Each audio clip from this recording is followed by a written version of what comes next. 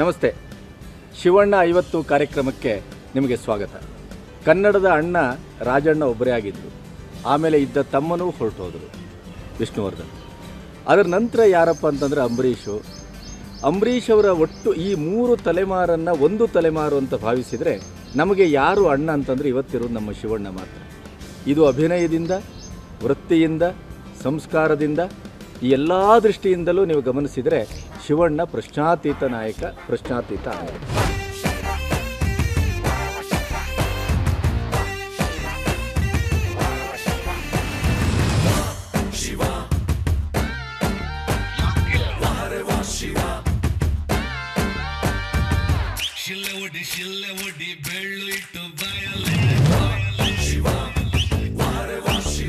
ಶಿವಣ್ಣ ನಮ್ಮೊಟ್ಟಿಗೆ ಅನುಗಾಲವೂ ಬದುಕಬೇಕು. ಶಿವಣ್ಣ ಇಡೀ ರೀತಿಯಲ್ಲಿ ಚಿತ್ರವನ್ನು ಮಾಡಬೇಕು. ಇವತ್ತಿನ ಶಿವ ಇರ್ಬೋದು, ಲಕ್ಷ್ಮಿ ಇರ್ಬೋದು, ಅಂದರ್ಬಹಾರ್ ಇರ್ಬೋದು, ಬರುವ ಕಡ್ಡಿಪುಡಿ ಅಂಥದ್ದಿರ್ಬೋದು, ಯಾವ ಸಿನಿಮಾವನ್ನೇ ಆದರೂ ಶಿವಣ್ಣ ಇವತ್ತು ಸೂಪರ್ ಸ್ಟಾರ್ ಅನ್ನುವ ರೀತಿಯಲ್ಲೇ ಪ್ರತಿಯೊಂದನ್ನು ಕೊಂಡೋಗ್ತಾ ಇದ್ದಾರೆ.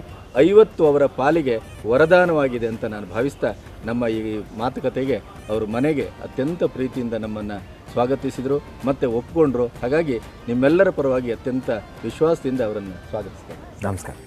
ಮೂಲತಃ ನಿಮ್ಗೆ ಅಭಿನಂದನೆಗಳು. Thank you. ಈ 50ರ ಹೊತ್ತಿನಲ್ಲಿ ಏನು ನಿರ್ಧಾರ ತಗೊಂಡಿದ್ರಿ? ಏನು ಬದುಕನ್ನು ಹೇಗೆ? ಅಲ್ಲ, ಆ್ಯಕ್ಚುಲಿ ಏನಾಗುತ್ತೆ, ಮನುಷ್ಯನಿಗೆ ಏಜ್ ಆಗ್ತಾ ಇರುತ್ತೆ. ಅಂದರೆ ಎವ್ರಿ ಟೈಮ್ ರೆಸೊಲ್ಯೂಷನ್ ಅಂತ ತಗೋಬೇಕು. ನಿಮಗೆ ಏಜ್ ಆಗುತ್ತೆ ಹಂಗಲ್ಲ, ದಟ್ಸ್ ದೇರ್. ಬಟ್ ಸ್ಟಿಲ್ ಅದು ಯಾಕಾಗಲ್ಲ ಅಂದರೆ ಪ್ರೀತಿ, ವಿಶ್ವಾಸ. I believe in love and affection.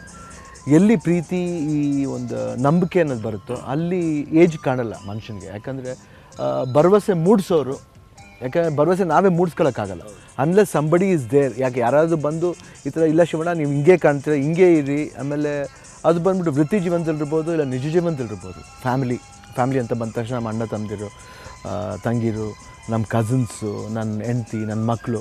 So everybody ನನ್ನ ಒಂದು ಚಿಕ್ಕ ಮಗು ಥರ ಪ್ಯಾಂಪರ್ ಮಾಡ್ತಾ ಇರ್ತಾರೆ. ಸೊ ಅಲ್ಲಿ ನಮಗೇನಾಗುತ್ತೆ ಅಂದರೆ ವಯಸ್ಸಿನ ಅನುಭವ ಕಾಣಲ್ಲ. ಮಕ್ಕಳ ಜೊತೆ ಮಕ್ಕಳಾಗಿರ್ತೀವಿ, ಹೆಂಡತಿ ಜೊತೆಲಿ ಗಂಡನಾಗಿರ್ತೀನಿ, ಹೊರಗಡೆ ಫ್ರೆಂಡ್ಸ್ ಜೊತೆಲಿ ಫ್ರೆಂಡ್ಸ್ ಆಗಿರ್ತೀನಿ.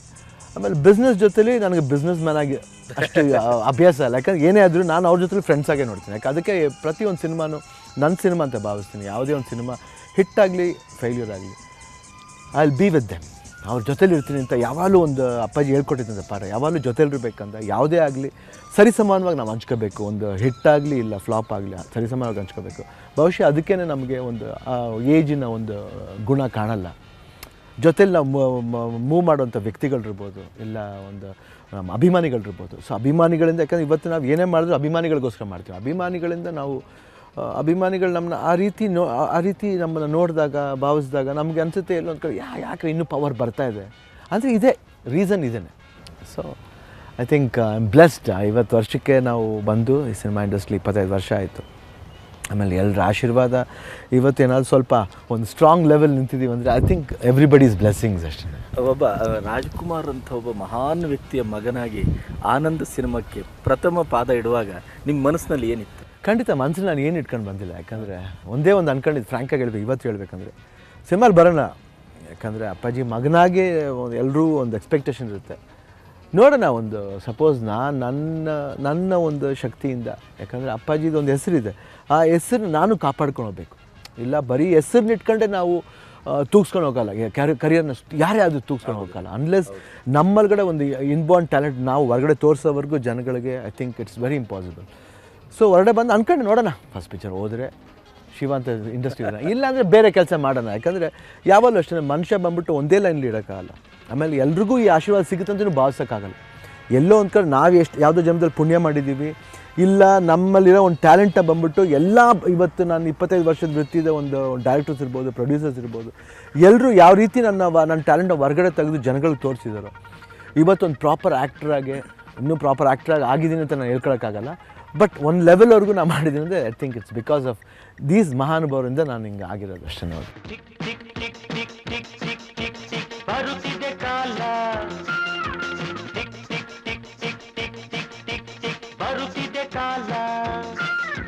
ಮುಗಿವುದು ನಿನ್ನ ಮೋಸದ ಜಾಲ, ವೇಷವ ಕಳಚಿ ಹಾಕಿದ ಮೇಲೆ ಗೌರವ ನಿನಗಿಲ್ಲ, ಮಾನವ ಗೌರವ ನಿನಗಿಲ್ಲ.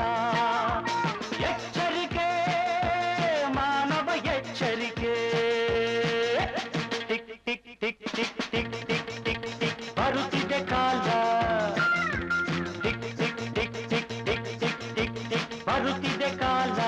ಆನಂದ್ ಸಿನಿಮಾಕ್ಕೆ ಅಣ್ಣವರ ಮೊದಲ ಪ್ರತಿಕ್ರಿಯೆ ಹೇಗಿತ್ತು?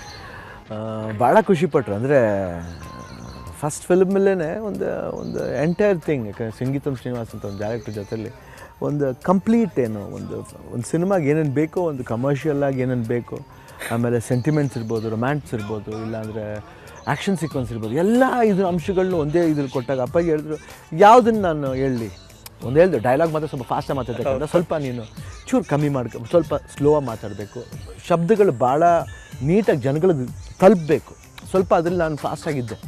ಅದು ಪತ್ರಿಕೆಯಲ್ಲೂ ಬಂತು. ಐ ಥಿಂಕ್ ಪತ್ರಿಕೆಯಲ್ಲಿ ಹೊಗಳು ಬರೆದಿದ್ರು, ಜೊತೆಲಿ ಈ ಒಂದು ಶಿವಣ್ಣವರು ಸ್ವಲ್ಪ ಇದ್ರ ಕಡೆ ಗಮನ ಕೊಡಬೇಕಂತ ಬರಲ್ಲ. ನಿಜವಾಗ್ಲೂ ಅದೆಲ್ಲ ಒಂದು ಕ್ರಿಟಿಕ್ಸ್ ಅನ್ನೋದು ಯಾವಾಗಲೂ ಇಂಪಾರ್ಟೆಂಟ್ ಆಗುತ್ತೆ. ಯಾಕಂದರೆ ಏನೋ ಬರೆದ್ಬಿಟ್ರು ಅವ್ರ ಮೇಲೆ ಬೇಜಾರು ಮಾಡ್ಕೊಳ್ಳೋದಲ್ಲ, ಯಾತಿಗೆ ಬರೆದ್ರು ನಾವು ಯಾತಿಗೆ ಹುಷಾರಾಗಬಾರ್ದು. ಯಾಕಂದರೆ ಯಾವುದೋ ಒಂದು ಇದಕ್ಕೆ ಅವ್ರು ನಮಗೂ ಅವ್ರಿಗೂ ಏನು ಸಂಬಂಧ ಇದೆ? ನಥಿಂಗ್. ಒಬ್ಬ ಜರ್ನಲಿಸ್ಟು, ಒಬ್ಬ ಆ್ಯಕ್ಟ್ರು. ಒಂದು ಸಿನಿಮಾದಲ್ಲಿ ನಮ್ಮ ತಪ್ಪಿದೆ ಅಂತ ಬರೆದಾಗ ನಾವು ತಿದ್ಕೊಳ್ಳೋಕೆ ನೋಡಬೇಕೇ ಹೊರತು ಅದು ಯಾಕೆ ಬರೆದ್ರು ಅಂತ ನಾವು ಮನಸ್ಸಲ್ಲಿ ಅನ್ಕೋಬೇಡ. ಅಫ್ಕೋರ್ಸ್ ಇಲ್ಲಿ ಏನಾಗ್ತಿದೆ, ಕೆಲವು ಕಡೆ ಬೇರೆ ಬೇರೆ ರೀತಿ ಒಂದು ಜರ್ನಲಿಸಮ್ ಸ್ಟಾರ್ಟ್ ಆಗುತ್ತೆ. ಆದರೆ ಬಟ್ ನಾನು ನೋಡೋವ್ರಿಗೆ ಜರ್ನಲಿಸಮ್ ವಿತ್ ಕನ್ನಡ ಇಂಡಸ್ಟ್ರಿ, ನಾನು ಆ್ಯಸ್ ಫಾರ್ ಆಸ್ ನಾನು ಎಷ್ಟೋ ಜನದ ಜೊತೆ ಮೂವ್ ಮಾಡಿದ್ದೀನಿ, ಎಲ್ಲರೂ ಪುಣ್ಯಾತ್ಮರು ನಿಜವಲ್ಲಿ ನಮ್ಮನ್ನ ಹೆಂಗೆ ನಮ್ಮನ್ನ ಭಾವಿಸ್ತಾರೆ, ಎಷ್ಟು ಚೆನ್ನಾಗಿ ಮಾತಾಡ್ತಾರೆ ಅಂದರೆ ಆ ಗೌರವ ನಾವು ಯಾತಕ್ಕೆ ಅವರು ಶಿವಣ್ಣವ್ರ ಜೊತೆಲಿ ಯಾವುದೇ ಆದರೂ ಬಂದು ನೀಟಾಗಿ ಫ್ರ್ಯಾಂಕಾಗಿ ಮಾತಾಡ್ತಾರೆ, ಶಿವಣ್ಣ ಹಿಂಗಿರಬೇಕು ಹಂಗಿರಬೇಕು. ಸೊ ಅಂಥ ಒಂದು ಲವ್ ಆ್ಯಂಡ್ ಅಫೆಕ್ಷನ್ ಯಾವತ್ತೂ ನಾನು ಬಯಸ್ತೀನಿ. ಅದು ಖಂಡಿತ ಅವ್ರು ಬಯಸಿದಾಗ ನಮಗೆ ಅದೆಲ್ಲ ಒಂದು ಆಶೀರ್ವಾದ ಅಂತ ಭಾವಿಸ್ತೀನಿ. ಈಗ ಅಣ್ಣವ್ರ ಮಗನಾಗಿ ಬಂದಿರೋದ್ರಿಂದ ತುಂಬ ಜನ ಭಾವಿಸ್ತಾರೆ ಏನೋ ದೊಡ್ಡವ್ರ ಮಕ್ಕಳಾಗಿ ಬಂದ ತಕ್ಷಣ ಏನೋ ಅಪಾಪಿ ಜನಪ್ರಿಯತೆ ಸಿಗುತ್ತೆ ಅಂತ. ನನ್ನ ಭಾವನೆ ಹಾಗಲ್ಲ. ನಿಮಗೆ ತುಂಬ ಲಿಮಿಟೇಷನ್ಸು, ತುಂಬ ಭಯ, ತುಂಬ ಹೀಗೇ ನಡೀಬೇಕು. ಅಣ್ಣವ್ರು ಹಾಗೆ ನಿಮ್ಮನ್ನು ಭಾವಿಸ್ತಾರೆ. ಅವ್ರದ್ದೇ ಸೌಜನ್ಯ, ಅವ್ರದ್ದೇ ನ್ಯಾಯ, ನೀತಿ, ಧರ್ಮ, ಅಭಿನಯ ಎಲ್ಲವೂ.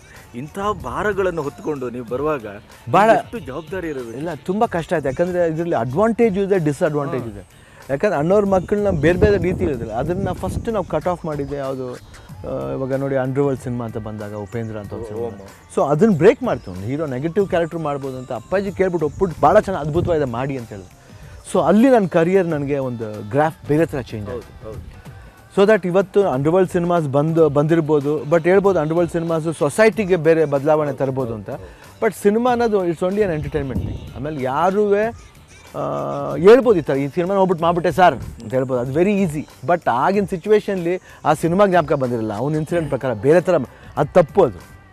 ಅದು actually I don't accept with that. Of course to some level ನಾವು ಅದಕ್ಕೆ ಒಂದು ಪಾಸಿಟಿವ್ ಆನ್ಸರ್ ಕೊಟ್ಟಿರ್ತೀವಿ. ಹಿಂಗಾದಾಗ ಹಿಂಗಾಗುತ್ತೆ. ಸಮಾಜ ಅನ್ನೋದು ಎಲ್ಲ ಕಡೆ ಇದೆ. ಅದು ಇವತ್ತು ಆಗ್ತಿರೋದೇ ಅದು. ಸಮಾಜದಲ್ಲಿ ಎಲ್ಲೋದ್ರೂ ಈ ತಗೊಳ್ಳಿ ಏನು ಈ ಬಾಂಬ್ ಬ್ಲಾಸ್ಟ್ ಆಗೋದು ಎಲ್ಲ ಕಡೆ, ಭಯೋತ್ಪಾದನೆ ಎಲ್ಲ ಕಡೆನೂ ಇದೆ. ಸೊ ಅದೆಲ್ಲ ಹುಷಾರಾಗಿರಿ ಅನ್ನೋದಕ್ಕೋಸ್ಕರನೇ ನಾವು ಎಚ್ಚರ ಮೂಡಿಸುತ್ತೆ. ಸೊ ಅದರಲ್ಲೂ ಒಂದು ಮೆಸೇಜ್ ಇದೆ. ಬಟ್ ಜನ ಆ ರೀತಿ ಅನ್ಕೊಂಡು ನೋಡಿದಾಗ ಪಿಕ್ಚರ್ ನಿಜವಲ್ಲೇ ಅವ್ರಿಗೆ ಒಳ್ಳೆ ಸಿನಿಮಾ ಅಂತ ಅನಿಸುತ್ತೆ. ಐ ಥಿಂಕ್ ನಾನು ಡಿಸ್ಅಡ್ವಾಂಟೇಜ್ ಇದ್ದರು ಅಪ್ಪಾಜಿಯವರು ಆ ಮೊನೋಟನಿನ ಬ್ರೇಕ್ ಮಾಡಿ, ಅಪ್ಪಾಜಿ ವರ್ಧನ ಇರ್ಬೋದು, ಇಬ್ಬರೂ ಇವತ್ತು ನಮ್ಮ ಜೊತೆಲಿ ಇಲ್ಲ ಅಂತ ನಾವು ಭಾವಿಸಲ್ಲ. ಯಾಕಂದರೆ ಅವ್ರು ಇದ್ದಾರೆ ಎಲ್ಲೊಂದು ಕಡೆ. ನಮ್ಮ ಒಂದು ಏಳಿಗೆಗೆ ಅವ್ರ ಆಶೀರ್ವಾದ ಯಾವತ್ತೂ ಇರುತ್ತೆ. ಇವತ್ತು ನಾವು ನೆನ್ಸ್ಕೊತೀವಿ, ಎಸ್ ಒಂದು ಮೊನೋಟನಿನ ಬ್ರೇಕ್ ಮಾಡಿ ಈ ಥರ ಒಂದು ಸಿನಿಮಾ ಕೊಡ್ಬೋದು ಜನಗಳಿಗೆ, ಈ ರೀತಿ ಶಿವಣ್ಣ ಮಾಡ್ಬೋದು ಅನ್ನೋದಕ್ಕೆ ಇವರಿಬ್ಬರೆಲ್ಲ ರೀಸನ್ ಆಗ್ತಾರೆ. ಹೌದು. ಈಗ ಒಂದು ಆರಂಭದಲ್ಲೇ ನಿಮಗೆ ಹ್ಯಾಟ್ರಿಕ್ ಬಂತಲ್ಲ, ಇದು ನಿಮ್ಮ ಪ್ರತಿಭೆಗೆ ಸಿಕ್ಕಿದ ಒಂದು ಪುರಸ್ಕಾರವೋ, ಆ ಸಿನಿಮಾಕ್ಕೆ ಸಿಕ್ಕಿದ ಪುರಸ್ಕಾರವೋ, ಅಥವಾ ಅಣ್ಣವ್ರ ಮಗ ಅಂತ ಸಿಕ್ಕಿದ? ಇದು ಐ ಥಿಂಕ್ ನಾನು ಎಲ್ಲದನ್ನೂ ರೀಸನ್ ಆಗಿ ಹೇಳ್ತೀನಿ. ಇದು ಬಂದ್ಬಿಟ್ಟು ಐ ಥಿಂಕ್ ಡೈರೆಕ್ಟರ್ಸ್ ಮೇಲೆ ಹೋಗುತ್ತೆ. ಯಾಕಂದರೆ ಅವರು ಏನು ಟ್ಯಾಲೆಂಟ್ ಇದನ್ನೋ ಅದನ್ನ ಹೆಂಗೆ ತೋರಿಸಿದ್ರು. ಕ್ಯಾಮ್ರಾಮನ್ ಇರ್ಬೋದು, ಇಲ್ಲ ಎಡಿಟರ್ ಇರ್ಬೋದು, ಮ್ಯೂಸಿಕ್ ಡೈರೆಕ್ಟರ್ ಇರ್ಬೋದು, ಪ್ರತಿಯೊಬ್ಬನೂ ಕಾರಣ ಆಗ್ತಾನೆ. ಇದು ಶಿವಣ್ಣನಿಂದ ನಾನಾಗಿ ಪಡ್ಕೊಂಡಿದ್ದಲ್ಲ. ಇದು 100% ಎವ್ರಿಬಡೀಸ್ ಫಸ್ಟ್ ಅಪ್ಪಾಜಿ ಅಮ್ಮನ ಬ್ಲೆಸ್ಸಿಂಗ್ಸ್. ಅದು ಇಂಪಾರ್ಟೆಂಟ್. ಅದಕ್ಕಿಂತ ಹೆಚ್ಚಾಗಿ ಡೈರೆಕ್ಟ್ರು. ಇವತ್ತು 3 ಫಿಲ್ಮ್ ಡೈರೆಕ್ಟರ್ಸು, ಸಂಗೀತಂ ಶ್ರೀನಿವಾಸರಾವ್, ಆಮೇಲೆ MS Rajashekar, cameraman Gowrishankar, Kannan, second picture ಮಾಡಿದ ಕಣ್ಣನ್, ಆಮೇಲೆ ಮ್ಯೂಸಿಕ್ ಡೈರೆಕ್ಟ್ರು ಉಪೇಂದ್ರ ಕುಮಾರ್ ಅವರು, ಶಂಕರ್ ಗಣೇಶ್ ಅವರು. ಸೊ ಇವರೆಲ್ಲ ಕಾರಣರು. ಯಾರು ಒಬ್ಬ ಇಬ್ಬ ಅಂತ ಫೈಟ್ ಮಾಸ್ಟರ್ಸ್ ಇರ್ಬೋದು, ಪ್ರತಿಯೊಬ್ಬರು ಪ್ರೊಡಕ್ಷನ್ ಪೀಪಲ್ ಇರ್ಬೋದು, ಪ್ರತಿಯೊಬ್ಬರು they have made me hat trick hero ನಾನಾಗಿ ಆಗಿದ್ದಲ್ಲ. ಯಾಕೆ ಕ್ರಿಕೆಟ್ಲೇ ತಗೊಳ್ಳಿ, ಇವಾಗ ಅವ್ನು ಔಟ್ ಆದ್ರೇ ಇವನಿಗೆ ಉಂಟು ಬೌಲರ್ಗೆ, ಇಲ್ಲಾಂದರೆ ಅವ್ನು ಹ್ಯಾಟ್ರಿಕ್ ಆಗಲ್ಲ. ಸೊ ಎವ್ರಿವೇರ್ ಅದಕ್ಕೆ ಎಲ್ಲದಕ್ಕಿಂತ ಹೆಚ್ಚಾಗಿ ಅಭಿಮಾನಿಗಳು 3 ಪಿಕ್ಚರ್ನು ಎಸ್ ನಮ್ಮ ಹೀರೋ ಕಣೆ ಇವನು. ಫಸ್ಟ್ ಸಿನಿಮಾ ನೋಡಿದ್ರು ಆನಂದ್, ರಥಸಪ್ತಮಿ ನೋಡಿದ್ರು, ಆಮೇಲೆ ಮನಮೇಶ ಹುಡುಗಿಲಿ ಒಂದು ಹಳ್ಳಿ ಹುಡುಗನ. ಸೊ 3 ಜಾಗದಲ್ಲೂ ಒಂದು ರೀಚ್ ಆಗೋಂಥ ಒಂದು ಅವಕಾಶನ ಅವರೇ ಮಾಡಿಕೊಟ್ಟಿದ್ರು. SLC ಆದಮೇಲೆ ನಾವು ಬೆಂಗಳೂರು ಬಂದು ಫಿಲ್ಮ್ ರಿಲೀಸಲ್ಲಿ ನೋಡಬೇಕು, ಅಯ್ಯೋ ಹಿಂಗೆಲ್ಲ ಇದೆಯಾ ಅಪ್ಪಾಜಿ ಕ್ರೇಜು. ಆದರೆ ಅವಾಗ ಗೊತ್ತಾಯಿತು. ಅಪ್ಪಾಜಿ ಯಾವಾಗಲೂ ನಾನು ಕೇಳೋರು ಹೆಂಗೆ ಹೇಳ್ದ ದೊಡ್ಡ ಮಗ ಏನು ಹೇಳ್ದ. ಇವತ್ತು ಮೆಡ್ರಾಸ್ಗೆ ಹೋದ್ರೆ ಒಂದು ಬೀಡ ಅಂಗಡಿ ಇದೆ ಭಾಷಾ ಅಂತ, ಯಾವಾಗಲೂ ಅಲ್ಲಿ ಬೀಡ ತಗೋತಾ ಇದ್ದೆ. ಅಪ್ಪಾಜಿಗೆ ಅಂದರೆ ಸ್ಪೆಷಲಾಗಿ ಬೀಡ ಹಾಕೊಡೋನು. ಆ ರೀತಿ ಒಂದು ಇವತ್ತು ಹೋದ್ರೂ ಹೋಗಿ ಮೀಟ್ ಮಾಡ್ಬಿಟ್ಟು ಬರ್ತೀನಿ. ಅವ್ನಿಗೊಂದು ಕಾಲಿಲ್ಲ.